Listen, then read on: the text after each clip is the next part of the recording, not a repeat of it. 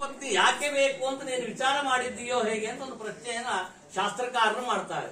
ನಿನಗೆ ಯಾಕೆ ಬೇಕಪ್ಪ? ಭೋಗಕ್ಕೋಸ್ಕರವಾಗಿಯೋ, ಯೋಗಕ್ಕೋಸ್ಕರವಾಗಿಯೋ, ತ್ಯಾಗಕ್ಕೋಸ್ಕರವಾಗಿಯೋ ನಿನಗೆ ಯಾಕೆ ಬೇಕು ಪತ್ನಿ ಅಂತ ಒಂದು ಪ್ರಶ್ನೆ ಬಂದಾಗ ಮಾರ್ಕಂಡೇಯ ಪುರಾಣದಲ್ಲಿ ಒಂದು ಮಾತು ಬರ್ತದೆ, ಸೊಗಸಾದ ಮಾತು, ಎಲ್ಲ ಲಕ್ಷ್ಯ ಇಟ್ಟು ಕೇಳ್ಕೊಳ್ಳಿ. ಮಾರ್ಕಂಡೇಯ ಮಹರ್ಷಿಗಳು ತಾಯಿಯಾದ ಭಗವತಿಯಲ್ಲಿ ಪ್ರಾರ್ಥನೆಯನ್ನು ಮಾಡ್ತಾರೆ.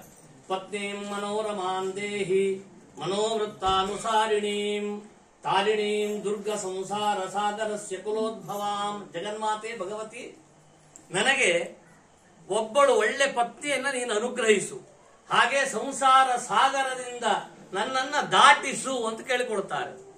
ಇದರ ಅರ್ಥ ಬಹಳ ವಿಶೇಷವಾಗಿ ಕಲ್ಪಿಸಲ್ಪಡುತ್ತದೆ ಶಾಸ್ತ್ರದಲ್ಲಿ. ನೀನು ಸಂಸಾರವನ್ನ ದಾಟಿಸು ಅಂತ ಕೇಳುವ ಪೂರ್ವದಲ್ಲಿ ಹೆಂಡತಿಯನ್ನು ಕೇಳಿದ್ದೀಯೆ.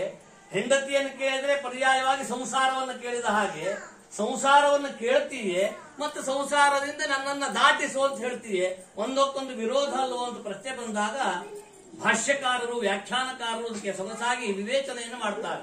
ಮನುಷ್ಯ ಸಹಜವಾಗಿ ಹುಟ್ಟಿದಂತಹ ನಮಗೆ ಒಂದಿಷ್ಟು ಭೋಗಗಳ ಅಪೇಕ್ಷೆ ಇರ್ತದೆ. ಹುಟ್ಟಿದ ಮನುಷ್ಯ ಅದ ರಾಗ ಅಂತ ಕರೀತಾರೆ. ಬೆಳೆದು ದೊಡ್ಡವನಾಗ ಅದನ್ನ ಭೋಗ ಅಂತ ಗುರುತಿಸ್ತಾರೆ. ವೈರಾಗ್ಯ ಮುದಿ ಹಂತಕ್ಕೆ ಬಂದಾಗ, ನಿಮ್ಮ ಹಂತಕ್ಕೆ ನಮ್ಮ ಹಂತಕ್ಕೆ ಬಂದಾಗ ಅದನ್ನ ವಿರಾಗ ಅಂತ ಕರೀತಾರೆ. ರಾಗದಲ್ಲಿ ಹುಟ್ಟುತ್ತಾನೆ, ಭೋಗದಲ್ಲಿ ಬೆಳೆಯುತ್ತಾನೆ, ವೈರಾಗ್ಯದಲ್ಲಿ ಸಮಾಪ್ತಿಯನ್ನು ಕಾಣ್ತಾನೆ ಜೀವನಕ್ಕೆ. ಅಂತಹ ರಾಗವನ್ನ ಎಲ್ಲಿ ಭೋಗಿಸಬೇಕು ಅಂತ ಪ್ರಶ್ನೆ ಬಂದಾಗ ಅದಕ್ಕೆ ವ್ಯವಸ್ಥೆಯನ್ನು ತೋರಿಸಿದರು. ಧಾರ್ಮಿಕವಾಗಿ ಒಬ್ಬಳು ಪತ್ನಿಯನ್ನ ಪಾಣಿಗ್ರಹಣ ಮಾಡಿ ನಿನ್ನ ಎಲ್ಲ ಧಾರ್ಮಿಕವಾರ್ಹವಾದಂತಹ ಕ್ರಿಯೆಯನ್ನ ಪೂರೈಸಿ ಗೃಹಸ್ಥಾಶ್ರಮದ ಧನ್ಯತೆಯನ್ನ ಕಂಡುಕೊಂಡು ಪರಿಪಕ್ವವಾಗಿ ಭಗವಂತನನ್ನು ನೀನು ಸೇರಬೇಕು. ಯೋಗರತೋವಾ ಭೋಗರತೋವಾ ಸಂಗರತೋವಾ ಸಂಗವಿಹೀನಃ ಯಸ್ಯ ಬ್ರಹ್ಮಣಿ ರಮತೆ ಚಿತ್ತಂ ನಂದತಿ ನಂದತಿ ನಂದತ್ಯೇವ ಭಜ ಗೋವಿಂದಂ ಭಜ ಗೋವಿಂದಂ ಗೋವಿಂದಂ ಭಜ ಮೂಢಮತೆ. ನೀನು ಯೋಗದಲ್ಲಿರು, ಭೋಗದಲ್ಲಿರು, ತ್ಯಾಗದಲ್ಲಿರು, ನಿನ್ನ ಮನಸ್ಸು ಬ್ರಹ್ಮದಲ್ಲಿ ಲೀನವಾಗಿತ್ತು ಅಂತಾದ್ರೆ ನೀನು ಮನುಷ್ಯನಾಗಿ ಹುಟ್ಟಿದ್ದಕ್ಕೆ ಸಾರ್ಥಕ, ಗೃಹಸ್ಥಾಶ್ರಮತೆಯ ಧನ್ಯತೆಯನ್ನು ಕಂಡಿದ್ದಕ್ಕೂ ಸಾರ್ಥಕ.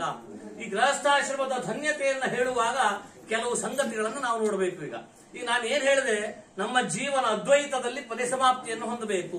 ಭವಭೂತಿ ಎನ್ನುವಂತಹ ಸಂಸ್ಕೃತ ಸಾಹಿತ್ಯ ಪ್ರಪಂಚದ ದೊಡ್ಡ ಕವಿ ಶ್ರೇಷ್ಠ ಅದ್ವೈತಂ ಸುಖ ದುಃಖಯೋರನುಗತಂ ಸರ್ವಸ್ವಸ್ಥಾಸು ಯತ್ ವಿಶ್ರಾಮೋ ಹೃದಯಸ್ಯ ಯತ್ರ ಜರಸ ಯಸ್ಮಿನ್ನಹಾರ್ಯೋ ರಸಃ ಕಾಲೇನಾವರಣಾತ್ಯಯಾತ್ ಪರಿಣತೆ ಯತ್ ಪ್ರೇಮ ಸಾರೇ ಸ್ಥಿತಂ ಭದ್ರಂತಸ್ಯ ಸುಮಾನುಷಸ್ಯ ಕಥಮಪಿ ಏಕಂ ಹಿ ತತ್ ಪ್ರಾರ್ಥ್ಯತೆ. ಅದ್ವೈತ ಭಾವದಿಂದ ಈ ದಾಂಪತ್ಯ ಎನ್ನುವುದು ಪ್ರಾರಂಭ ಆಗಬೇಕಂತೆ. ಹಾಗೆ ಪ್ರಾರಂಭ ಆಗ್ತದೆ. ಎಲ್ಲಿ ವಾಗ್ದಾನದಿಂದ ಪ್ರಾರಂಭವಾಗುವಂತಹ ಈ ಪ್ರಕ್ರಿಯೆ ಅದ್ವೈತ ಭಾವವನ್ನೇ, ಅಂದ್ರೆ ಎರಡು ಜೀವಗಳನ್ನ ಒಟ್ಟಿಗೆ ಸೇರಿಸಿ ಸಂಸ್ಕಾರವನ್ನ ಕೊಡುವತ್ತ ಮುನ್ನಡೆಯುತ್ತದೆ. ಈ ಕುಲದಲ್ಲಿ ಹುಟ್ಟಿದ ನನ್ನ ಮಗಳನ್ನ ಆ ಕುಲದಲ್ಲಿ ಹುಟ್ಟಿದ ಆ ಮಗನಿಗೆ, ವರನಿಗೆ ಪ್ರೀತಿಯಿಂದ ನಾವು ಅಪೇಕ್ಷಿಸಿ ಕೇಳ್ತಾ ಇದ್ದೇವೆ, ನೀವು ಪ್ರೀತಿಯಿಂದ ಕೊಡಬೇಕು ಅಂತ. ಅಲ್ಲಿ ಪ್ರಾರಂಭ ಆಯಿತು ಪ್ರೀತಿ. ಈ ಪ್ರೀತಿ ಭಕ್ತಿಯಾಗಿ ಪರಿವರ್ತನೆ ಹೊಂದಿ ಮುಕ್ತಿಗೆ ಕಾರಣವಾಗಬೇಕು. ಹಾಗಾಗಿ ಅಂತಹ ವಾಗ್ದಾನದಲ್ಲಿ ಪ್ರಾರಂಭವಾದಂತಹ ಈ ಅನ್ಯೋನ್ಯತೆಯ ವಿಧಾನ ವಿವಾಹ ಎಲ್ಲ ಸಂಸ್ಕಾರಗಳಲ್ಲಿ ಮುನ್ನಡೆಯುತ್ತದೆ.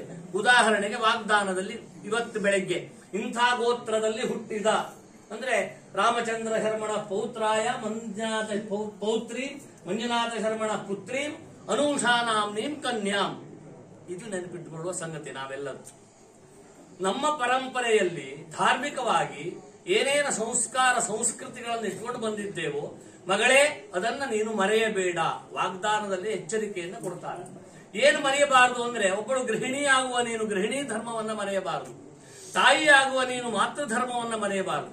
ನೀವು ಯಾವ ಕುಲದಲ್ಲಿ ಹುಟ್ಟಿದೀಯಾ ಅಂತ ಕೇಳಿದ್ರೆ ಅತ್ಯಂತ ಶ್ರೇಷ್ಠವಾದ ಧಾರ್ಮಿಕವಾದ ಪರಂಪರೆಯನ್ನ ಇಟ್ಟುಕೊಂಡ ಪರಂಪರೆಯಲ್ಲಿ ಒಳ್ಳೆ ತಂದೆ ತಾಯಿಗಳಿಗೆ ಒಳ್ಳೆ ಮಗಳಾಗಿ ನಾನು ಹುಟ್ಟಿದ್ದೇನೆ, ನೀನು ಹುಟ್ಟಿದ್ದೀಯಾ. ಇದು ಅಕ್ಷರಶಃ ಸತ್ಯ. ನಾನು ಕಂಡಿದ್ದು ಚಿಕ್ಕವನಿದ್ದಾಗ ಕಂಡಿದ್ದೇನೆ. ನನಗೊಂದು ದಿವಸ ಏನೋ ಆಯಾಸ ಆಗಿತ್ತು, ನೆನಪಿಸ್ಕೊಳ್ಬೇಕು ಈ ಮಾತು. ಇಲ್ಲಿ ನಾವು ಎಲ್ಲ ಹೊರಗಡೆ ಹೋಗಿದ್ದು, ಮನೆ ಯಾರು ಇರಲಿಲ್ಲ, ಚಿಕ್ಕ ಹುಡುಗಿ SLC ಇರಬೇಕು. ಬಂದೆ, ನೀನು ಹಾಗೆ ಹೋಗ್ಲಿಕ್ಕೆ ಬರ್ತಿಲ್ಲ, ಬಿಸ್ನೀರು ಮಾಡ್ಕೆ ಬಂದು ಕೊಡ್ತೀಯ ಅಂತ. ಏನೋ ಆಸರಿಗೆ ತಂದು ಕೊಡ್ಬೇಕು ಅನ್ನೋ ಭಾವ, ಆದರಾತಿಥ್ಯದ ಭಾವ. ಬಿಸಿನೀರು ಮಾಡ್ಕೆ ಬಂದು ಇಬ್ರು ಕೊಟ್ಟಿದ್ರು, ಇವಳು ಮತ್ತೆ ದೀಪ್ತಿ. ಆವಾಗ ನಾನು ಅಂದುಕೊಂಡೆ, ಏನ್ ಹೇಳಿದೆ ಅಂದ್ರೆ, ಒಂದು ಗೃಹಿಣಿಗೆ ಅಥವಾ ಒಬ್ಬಳು ಮನೆಯ ಆಕೆಗೆ ಇರಬೇಕಾದ ಗೃಹಿಣಿ ಧರ್ಮದ ಗುಣ ಇವಳಲ್ಲಿ ಆವಾಗಲೇ ಇತ್ತು. ಅಂದ್ರೆ ಅದೇ ಸಂಸ್ಕಾರದಲ್ಲಿ ಬೆಳೆದವಳು. ಆದ್ದರಿಂದ ಅದನ್ನ ವಾಗ್ದಾನದಲ್ಲಿ ನಾವು ನೆನಪಿಸ್ತೇವೆ ಮೊದಲನೆಯದು. ಆಮೇಲೆ ಈ ಕಡೆಯಿಂದ ನೋಡಿದರೂ ಸಹ